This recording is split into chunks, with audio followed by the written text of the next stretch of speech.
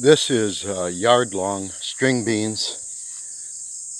Yard-long beans. It's not a phaseolus, but it's you can harvest them. The only thing is that you do want to make sure that you keep these things harvested as much as possible. I started harvesting this one, and I'll show you here. I bought one side of this set of vines, and I noticed that I thought, I should take a video of this. This one's ready to harvest.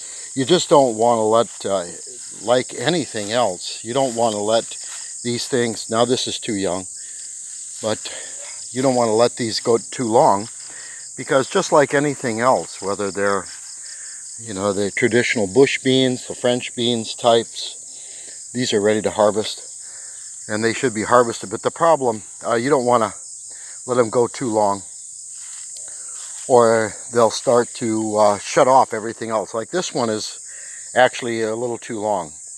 I could have gotten this a little bit earlier, before these swellings occur and the seeds inside start to form.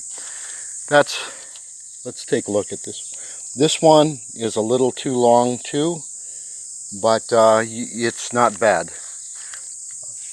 That one is a good one. The beans, the seeds haven't started to swell yet, and it's still relatively tender. These guys, when you cook them, aren't as tender as French beans are, bush beans are, but they're not a bad substitute. Some of these I left in here a little bit longer to let them get bigger before I harvest them.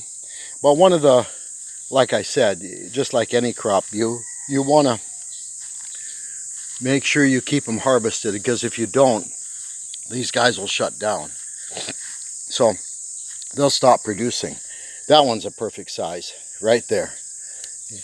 And I'll go ahead and I pulled it off, threw it in the sack. But right with these yard-long string beans in the tropics here, we get quite a few ants that like them, and some of them are biting ants. Some of them aren't. But in any regard, I'll usually go through here. I didn't do it today, as I didn't think I was going to do this.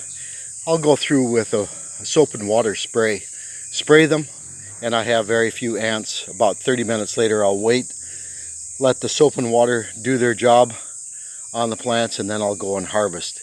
If there's an ant problem, I'll use about a tablespoon per gallon, per 4 liters of water when I'm harvesting them. So that's yard-long string beans, and we are ready to harvest these guys.